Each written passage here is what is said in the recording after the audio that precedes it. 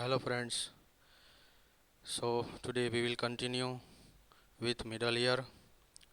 You already know we have completed in earlier lectures the external ear, its parts and tympanic membrane. So uh, prepare yourself first. Middle ear is a very difficult topic to understand. There are various orientations required and you need to lot of focus on various orientation of all figures. I have tried my best and it is virtually very difficult to explain, but let's try. So, middle ear is also known as tympanum or tympanic cavity. It is a space situated in petrous part of temporal bone. So, this is a diagram.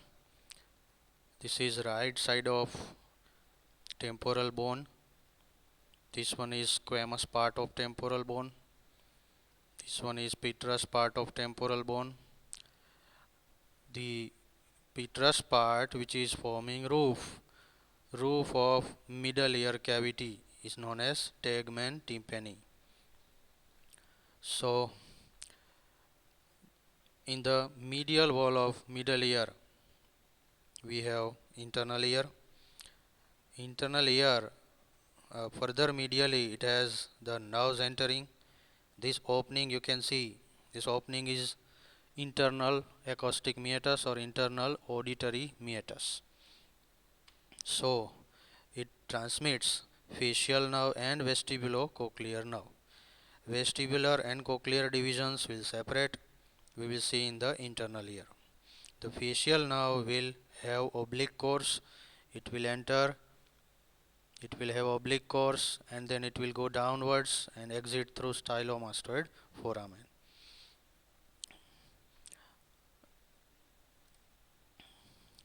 If you see measurements, it is a very tiny structure. In this diagram, vertical diameter is 15 millimeter, and in horizontal we have three different measurements, 6, 2 and 4. So broadly speaking, the middle ear cavity is biconvex elliptical cavity. It is concave from inside and convex from outside. We will see in another figure. There is one more resemblance given in your textbook. It is resembling to pistol. So this is diagram of pistol. This one represents handle, this one represents trigger part, and this is front part, cylinder. Okay, so posteriorly there is mastoid cavity, mastoid antrum. That antrum is divided in multiple small cells, so they are called mastoid air cells. There is one entrance at the posterior wall, superior part of middle ear cavity. That entrance is called adytus. It is also known as adytus to mastoid antrum. So from here, from the middle ear, if you come here, you can enter in mastoid air cells. And the middle ear cavity, hypothetically, it is 6 walls cavity.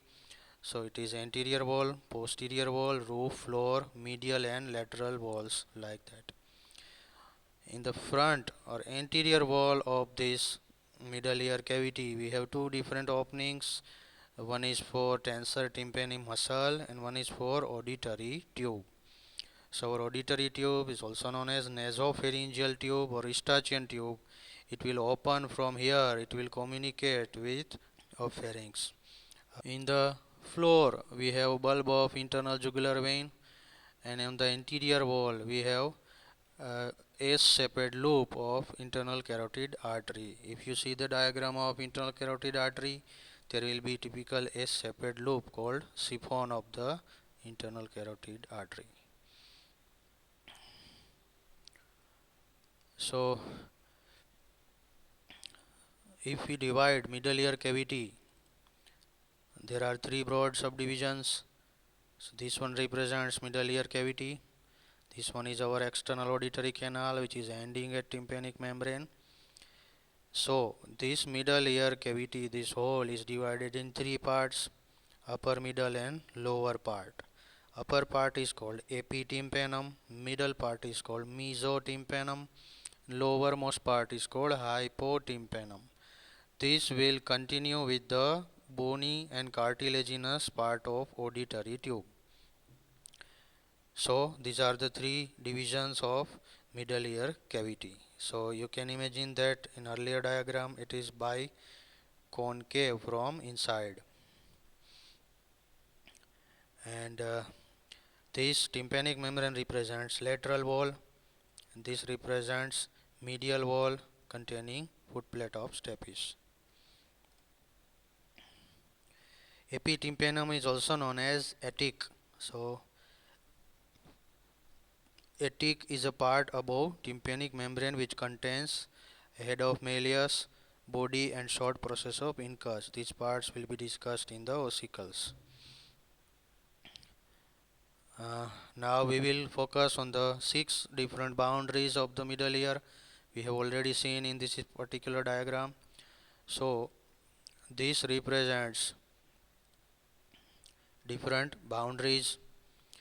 This is a view of middle ear cavity, a very schematic diagram. In reality it is not like this much of beautiful, but this is for explanation purpose. This tympanic membrane is obliquely lying. It is forming angle of 55 degree with the external auditory canal. This represents medial wall, this represents lateral wall. Here there is roof and here there is floor, and we have removed anterior wall and we are seeing this from the anterior wall, and this represents posterior wall. Upper part of posterior wall contains opening that we have seen earlier. The opening is called editors to mastoid antrum.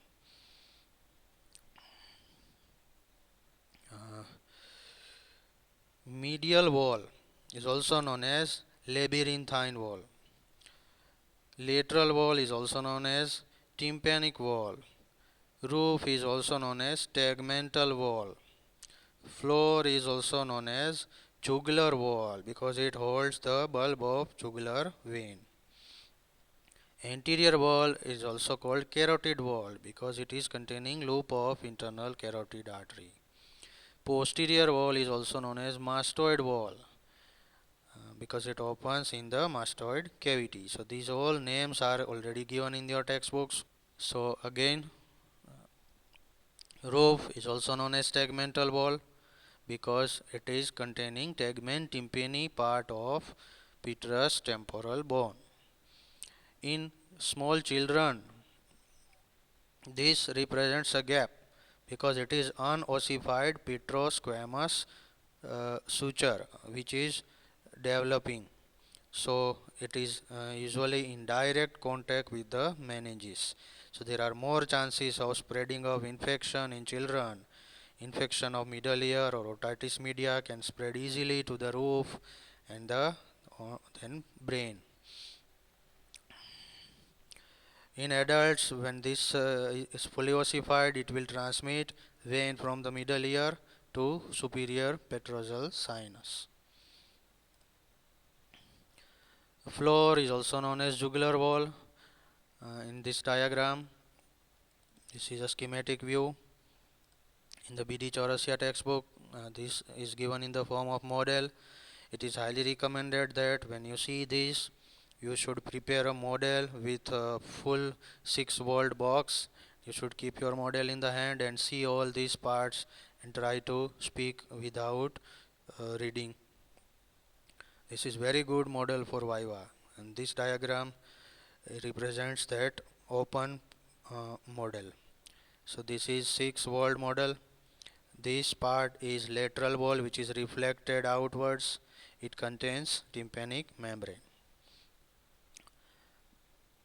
In the earlier lecture of tympanic membrane, we have seen such diagram. You should remember, here there was one opening, here there was one opening, posterior canaliculus and anterior canaliculus. So the coda tympani nerve travels between these two, we have seen. So this roof part represents tegmen tympani, floor part represents bulb of internal jugular vein, medial wall represents bulging of the cochlea, that is also known as promontory. So promontory is area of bulging in the medial wall of middle ear. This bulging is produced by the basal turn of cochlea. You will see in the internal ear the parts of cochlea. So this cochlea will produce elevation in the medial wall, which is called promontory. This promontory has overlying plexus of nerves, that is called tympanic plexus. We already know that this plexus is formed by the nerve tympanic branch, which is coming from the glossopharyngeal nerve. It is dividing and forming plexus. Then from the plexus it will give lesser petrosal nerve, which will go to the roof. In medial wall we have two different openings apart from this promontory. This opening is called oval window and round window.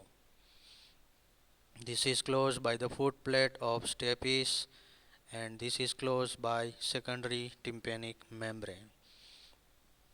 And the part of a gap between these two is called sinus tympani. Now we will see posterior wall. So this is posterior wall. It represents one small bony elevation. This elevation is known as pyramid. This pyramid gives attachment to the stapedius muscle. It originates from here and then it attaches to the foot plate of stapes.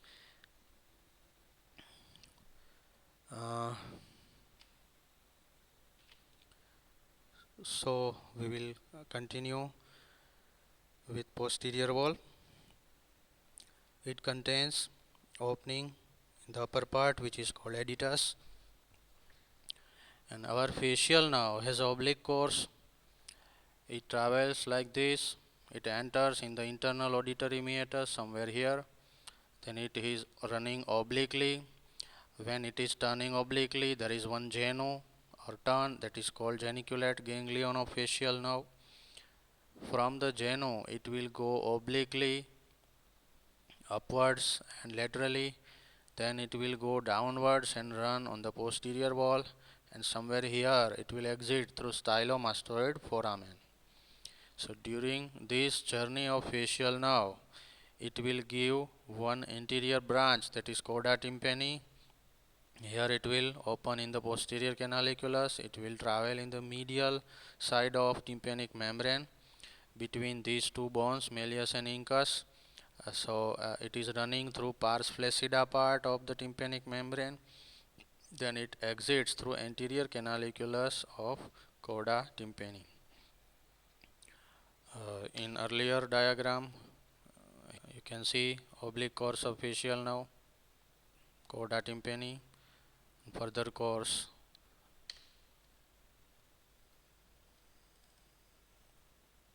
this coda tympani passes between these two bones, then it exits in the anterior canaliculus here. This one represents posterior canaliculus, this one represents anterior canaliculus, and then it travels in the fissure, that is called petrotympanic fissure.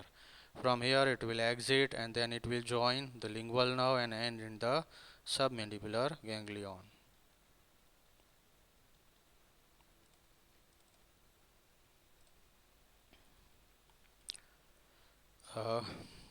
Now we will see anterior wall. In the anterior wall we have upper part, middle part and lower part. In upper part we have two different openings. Upper opening is for tensor tympani muscle. Lower opening is for auditory tube, that is known as tubal opening. In between these two there is small bony bar which is running in the middle ear cavity, and here it is turning and forming a pulley shaped surface. So for the pulley we have word trochlea. Trochlea means pulley. So This bony bar is also known as processus cochleariformis, and some books it is written processus trochleariformis. In both is the one and same thing. It is bony bar which represents opening of auditory tube, and it is giving attachment to the tensor tympani muscle. So these are the structures in the anterior wall of middle ear. In the lower part of anterior wall we have no openings, but this separates a bony bar separates from the loop of internal carotid artery. In the floor part we have bulb of internal jugular vein. In the roof part we have a bony bar that is called tegmen tympani. Above tegmen tympani we have three different layers of meninges, dura, arachnoid and pia mater, and then it will end in the temporal lobe of cerebral hemisphere, that is containing your auditory area, sensory and motor. 41, 42. You can better appreciate these structures in another diagrams. We will revise all things. Floor or jugular wall containing bulb of internal jugular vein. Floor also contains entrance of superior ganglion of glossopharyngeal nerve, and then it will give tympanic branch. In the anterior wall we have two openings in the upper part, and in lower part there is bony bar which separates from internal carotid artery. In the upper part we have two openings, one is for tensor tympani and one is for auditory tube. And in between these two openings we have bony bar which is curving and forming trochlea here. So this is known as processus cochleariformis. In the roof we have petrous part of temporal bone that is called tegmen tympani. You can make out this geniculate ganglion of facial nerve and structures in the internal auditory meatus, that is 7th and 8th nerve and its branches. In the roof we will have two nerves running. You should carefully understand this. Our tympanic plexus gives lesser petrosal nerve. It goes to the roof, pierces the roof, and then it runs on the roof and goes on the anterior side. So this is lesser petrosal nerve. It will end in the otic ganglion and supply parotid gland. The similar name is greater petrosal nerve. It has nothing to do with this all. Greater petrosal nerve originates from geniculate ganglion of facial nerve. It runs in parallel to our lesser petrosal. Then this greater petrosal nerve will go here. It will unite here with deep petrosal nerve. Now this deep petrosal is formed from the sympathetic plexus around internal carotid artery. This deep petrosal nerve will unite with greater petrosal. They will together form nerve of pterygoid canal, which will enter in pterygopalatine ganglion. So these two have different source and different destinations.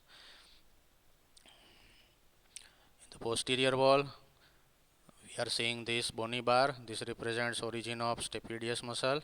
This is known as pyramid. Here we have origin of coda tympani.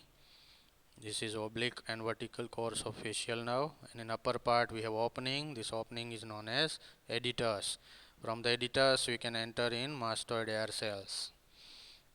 In the medial wall we have seen this basal turn of cochlea. This cochlea is producing elevation in the medial wall. This elevation is called promontory. In the upper and lower part we have two different openings, oval window and round window. These have another names. This is also known as fenestra vestibuli. This is known as fenestra cochlea. This is another name of these two openings. This is oblique course of facial canal, and it is producing prominence in the medial wall. So this is medial wall. It is containing promontory, two window, and this a prominence of facial canal. Similar elevation above facial canal. Here It is known as prominence of lateral semicircular canal. So this represents lateral semicircular canal. This we will learn in the internal ear. Okay friends, hopefully you have understood all 6 walls of the middle ear. Try to speak up, remember and imagine all the structures. Now we will see the contents. So middle ear cavity usually contains only air and it is lined by various mucosal folds. Apart from that, we will have 3 ossicles. Ossicle means very small bones, tiny bones measuring in millimeters. So you already know the names. This one is called malleus. This is called incus. And this is called stapes. You should remember similar terms together. Malleus has the parts called head, neck and handle. Handle is also known as manubrium. This word we already have in the sternum. The upper handle of the sternum is called manubrium. So here handle of malleus. Then we have two process, anterior process and lateral process. Similar name we have in the incus, short process, long process, lenticular process. Incus has body and these 3 processes. There is no head here. And in stapes we have head, foot plate and 2 different limbs. Limb is also called crus or crura. So this is anterior crus and this is posterior crus of stapes. They are joined here at the head portion. So this is head of stapes, anterior crus, posterior crus. They are joining here with foot plate. Foot plate is also called foot piece or base of the stapes. So again revise: malleus, incus, stapes. Malleus contains head, neck and handle, also known as manubrium, 2 process, anterior process and lateral process. Incus contains body and 3 different process: short process, long process and lenticular process. Stapes contains head, 2 crura, anterior crus and posterior crus, and foot plate of stapes. Now the joints formed in between these two, here it is called incudo-malleolar joint. It is saddle type of synovial joint. Here it is called incudo-stapedial joint. It is ball and socket variety of synovial joint. You should remember that incus name is coming first in the joint. Here also incud name is coming first. So second name will be of either malleus or stapes. Malleus means hammer. Incus means anvil. Stapes means stirrup. You can learn the meanings and usefulness of this by searching on internet.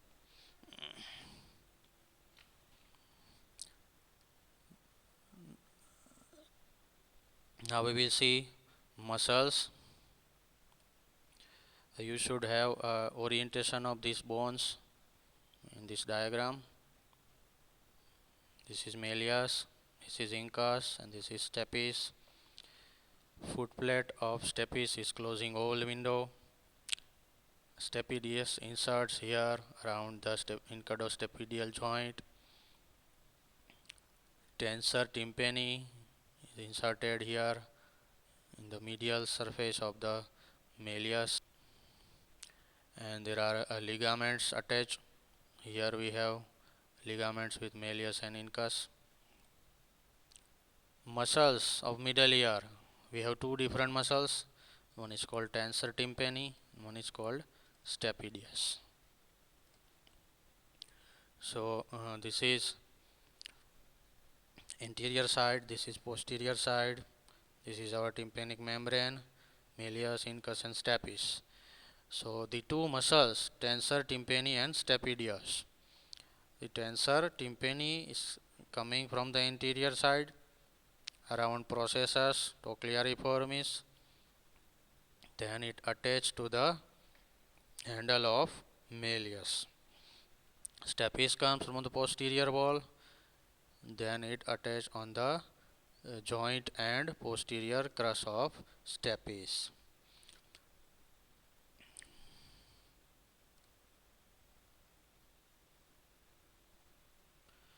Now there is one embryological point. Stapes develops from the second pharyngeal arch, and malleus develops from the first pharyngeal arch. Tensor tympani muscle develops from the first pharyngeal arch. Stapedius muscle develops from second pharyngeal arch. So they will be supplied accordingly by different nerves of the same arch. In blood supply, we have anterior tympanic branch of maxillary artery, posterior tympanic branch of posterior auricular artery, and superior tympanic branch of middle meningeal artery. Few branches come from the medial side from the pharyngeal artery, and the remaining branches come from the internal carotid, that is called tympanic branches. So major arteries you should remember: maxillary, auricular, meningeal, pharyngeal and internal carotid, and these will give different branches and supply middle ear cavity. Veins will drain in the superior petrosal sinus, and medially they will also go to pterygoid venous plexus. Lymphatics go to preauricular and retropharyngeal nodes. Now if you talk about nerve supply, we will have two different nerves: tympanic branch and tympanic plexus coming from glossopharyngeal nerve, and sympathetic plexus gives superior and inferior carotico-tympanic nerves. They will come from the sympathetic plexus around internal carotid artery. We have seen in earlier diagrams. This is tympanic plexus giving lesser petrosal nerve, and this one is internal carotid artery giving sympathetic plexus. The branches of this plexus will also supply middle ear mucosa, and one large branch will become deep petrosal nerve that we have already seen.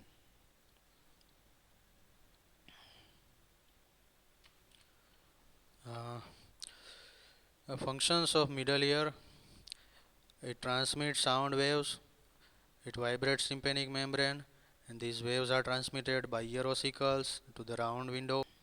It is also containing auditory tube which is communicating with the nasopharynx, and it regulates pressure between middle ear and pharyngeal cavity. So infection from both can be transmitted vice versa. Mastoid antrum is, we have already seen, it is air containing space. It is opening in the posterior wall of middle ear cavity through adytus.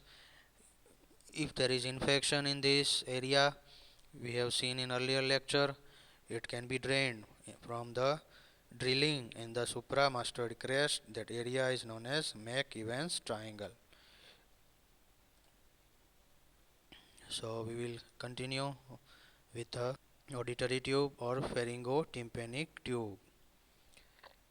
And this pharyngotympanic tube you can make out here.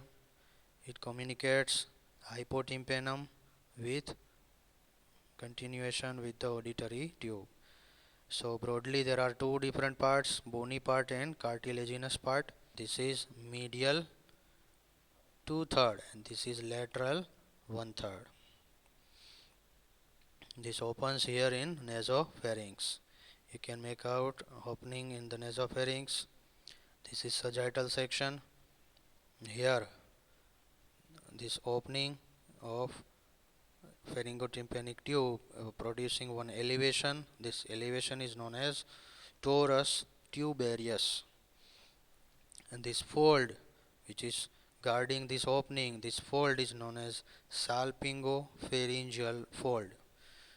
Salpingo means tube, and this is representing coronal section seen from the posterior side. We are seeing this from the posterior side and from the base of the skull. So this is actually a diagram to represent the muscles of the pharynx. We will also see again in the pharynx. Here this part represents cartilaginous part of auditory tube. So our salpingopharyngeus muscle, which is producing here salpingopharyngeal fold, that fold is produced by salpingopharyngeus muscle. So this is your muscle. Here it is cut from this area. Sulcus, which is lodging this cartilaginous part of auditory tube in the base of the skull, it is known as sulcus tubi. You have seen in the demonstration class. If this is your base of skull, then somewhere here you will find a sulcus. This is called sulcus tubi, which is lodging cartilaginous part of auditory tube.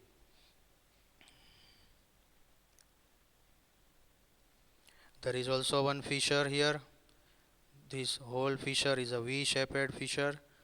The name of the fissure is squamotympanic fissure. The squamotympanic fissure has two parts, lateral part and medial part. Lateral part is called petrosquamous fissure. Medial part is called petrotympanic fissure. So this whole V-shaped fissure is called squamotympanic fissure.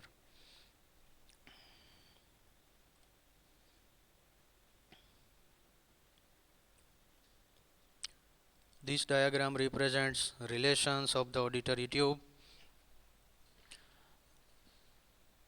So these are all structures related to the auditory tube. They are having similar relations with all the structures shown here. So this diagram can be used in all the structures. It can be used in otic ganglion, in TM joint, even in branches of mandibular nerve and relations of parotid gland as well. So you can make out all these relations mentioned. Blood supply is ascending pharyngeal and middle meningeal arteries.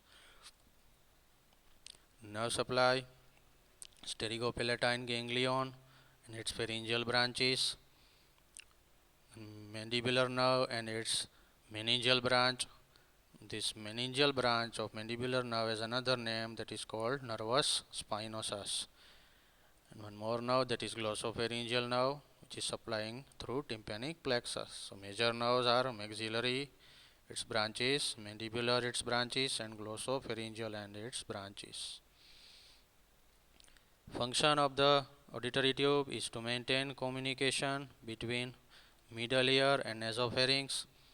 So in adult it is having a long course, it communicates between these two and regulates pressure difference. So this function is useful in producing voice and transmitting sounds.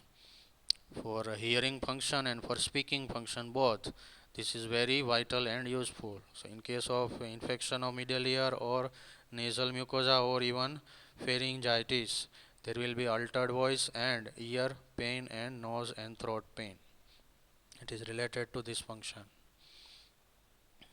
It is also useful in all the pressure maintaining procedures, that is swallowing, yawning, sneezing, coughing, everything. So they will be affected in these pathologies. Infection can spread from this to all different areas. Inflammation of auditory tube is also known as Eustachian catarrh. It is secondary to infection and inflammatory changes, common cold and everything. In that case, tubal tonsil and other tonsils are also involved. We have earlier seen that in children, roof communicates with the dura mater and meninges of the brain. So in case of fracture of middle cranial fossa, It can rupture, it can communicate, and your CSF will leak through that roof, and it can pass in the middle ear. It can also pass to the nose in case of fracture of ethmoid and petrosquamous fissure and around that area.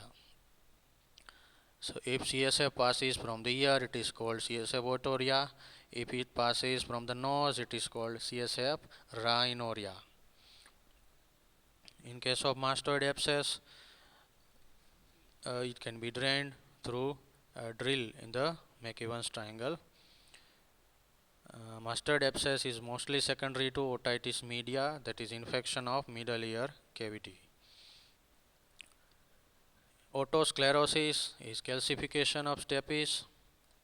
If your stapes and its foreplate is calcified, it will attach with the oval window and it is permanently fixed, and it person cannot hear properly due to improper conduction of sound waves.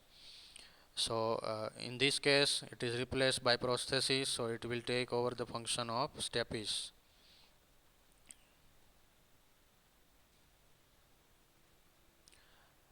In case of paralysis of stapedius muscle, stabilization of stapes is missed, so the dampening of sound waves is not possible, and you can hear more. A little bit sound is like a very loud sound. It is called hyperacusis, means low frequency sound is perceived very loud, and if there is loud sound, a person will feel severe pain also.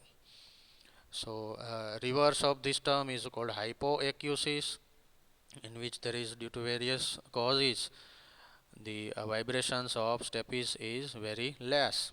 So usually it is age related, and the sound waves, large frequency waves, are perceived low. It is called hypoacusis. Okay guys, so I think this is enough. You can try to learn, remember and revise all the structures. If you have any query, you can comment in the section. Thank you.